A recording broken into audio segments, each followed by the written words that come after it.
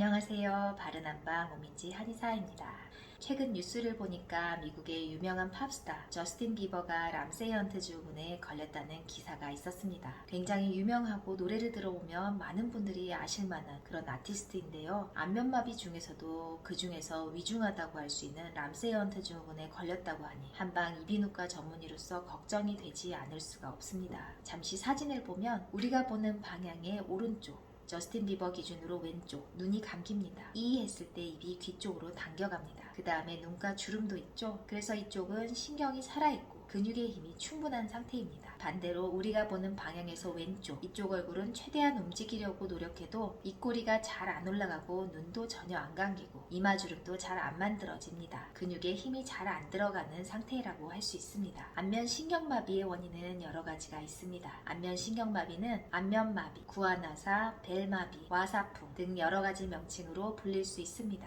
아주 간혹 뇌병변이나 혈관장애 등으로 발생할 수도 있지만 이 안면마비의 대부분은 면역력이 바닥까지 떨어져서 발생합니다. 우리가 흔히 아는 입이 돌아갔다고 하는 안면마비는 대부분 뇌에 이상이 있는 것이 아니고 말초 신경에 이상이 생기는 벨마비에 속합니다. 그리고 대략 70% 정도는 완전 회복이 됩니다. 역으로 말하면 30% 정도는 후유증을 평생 안고 살아갈 수 있습니다. 저스틴 비버가 걸린 람세이 헌트 증후군의 경우 일반적인 벨마비보다 예후가 좋지 않은 편입니다. 완치율이 논문에 따라 조금 다르긴 하지만 약물 치료만 했을 때 약 20% 정도라는 논문도 있습니다. 완치가 안 된다는 것은 얼굴 근육이 이전보다 약화되어 표정 짓는 것이 어색하거나 감각이 정상적이지 않거나 얼굴이 내 의지대로 움직여지지 않고 부자연스러운 경우를 주로 말합니다. 쉽게 말하면 안면마비가 왔을 때 대부분은 벨마비, 나머지 일부는 람세이 헌트 증후군에 해당되고 후자가 예후가 조금 더 떨어진다고 말할 수 있는 것입니다. 벨마비는 상대적으로 착한 구안화사, 람세이 헌트는 상대적으로 나쁜 구안화사 이렇게 이해를 하시면 되겠습니다. 안면마비의 겉으로 드러나는 3대 증상은 첫 번째, 이마주름이 잘 안 올라간다. 두 번째, 눈이 완전히 안 감긴다. 세 번째, 입이 한쪽으로 삐뚤어진다는 것입니다.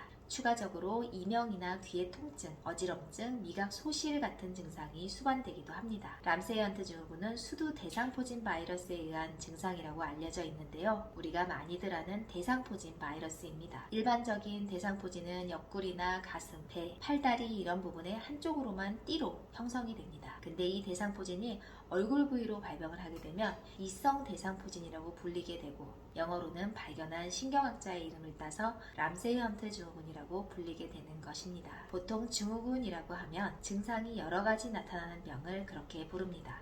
외국어다 보니까 람세이 헌트라고 하는 사람도 있고 램지 헌트라는 사람도 있습니다. 발병 원인은 어릴 때 수두를 앓고 나서 수두 대상포진 바이러스가 우리 몸에 조용히 숨어 있다가 우리 몸의 면역 체계가 약해지며 스르신경절을 감염시켜서 얼굴, 귀, 혀, 안구 이런 곳에 영향을 주게 되는 것입니다. 예전부터 우리가 찬바닥에서 자지 마라 입 돌아간다고 하는 말이 있는데요. 요새의 벨마비의 경우에는 통계를 보면 사실 차가운 계절과는 크게 상관이 없어 보입니다. 보통 한의원에서 구안화사를 치료하러 환자분들이 뛰어오시면 제일 먼저 하는 것이 검사, 사진 촬영을 먼저 하고 귀 속에 수포가 있나 없나를 확인합니다. 왜냐하면 일반적인 벨마비의 경우 수포가 없고 람세이 헌트 증후군은 수포가 있는 경우가 많기 때문입니다. 애매할 때는 수포액을 PCR 검사를 하기도 합니다. 대상포진할 때 포가 수포니까 귀에도 대부분 수포가 많이 생깁니다. 양방에서는 이때 3일 이내에 항바이러스제와 고용량의 스테로이드제를 투여하기도 합니다. 한의원에서는 보통 침치료와 얼굴을 전체적으로 풀어주는 치료를 기본적으로 하고 얼굴 근육을 강화시키고 신경 재생을 돕는 한약 치료를 하게 됩니다. 침치료는 발병 후 급성기인 3, 4주 정도는 매일 받으시라고 설명을 드리고 입원 시에는 매일 2회씩 얼굴 집중 치료가 가능하고 과로를 피해서 안정 치료를 하시라고 설명을 드리고 있습니다. 치료는 환자분의 얼굴 마비 단계와 면역력 상태에 따라서 다를 수 있습니다. 안면마비 급성기의 경우 하루라도 빨리 치료를 시작하시는 것이 중요합니다. 그리고 이 시기에는 최대한 스트레스를 피하고 컨디션을 최상으로 끌어올리도록 해야 합니다. 그래서 전업주부 같은 경우 설거지도 하지 마시라고 설명을 드리고 있습니다. 왜냐하면 구안화사가 발병한 이후의 체력과 컨디션은 발병 이전 이전보다 10배 정도 떨어지기 때문에 설거지만 하셔도 피로가 몰려와 얼굴에 갈 수 있는 에너지가 분산될 수 있기 때문입니다. 예후를 판단하는 기준 중에 중요한 것이 발병 후 7일에서 14일 사이에 나타나는 초기 회복 속도입니다.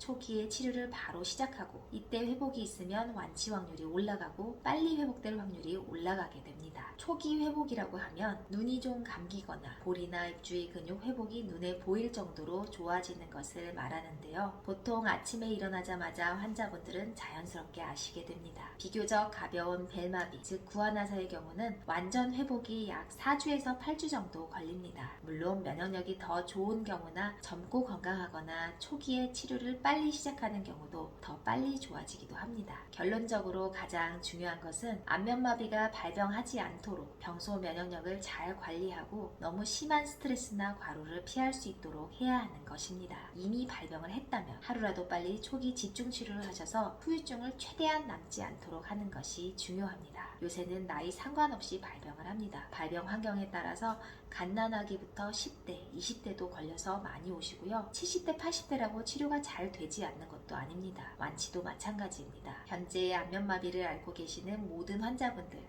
하루라도 빨리 회복되시기를 진심으로 바라겠습니다.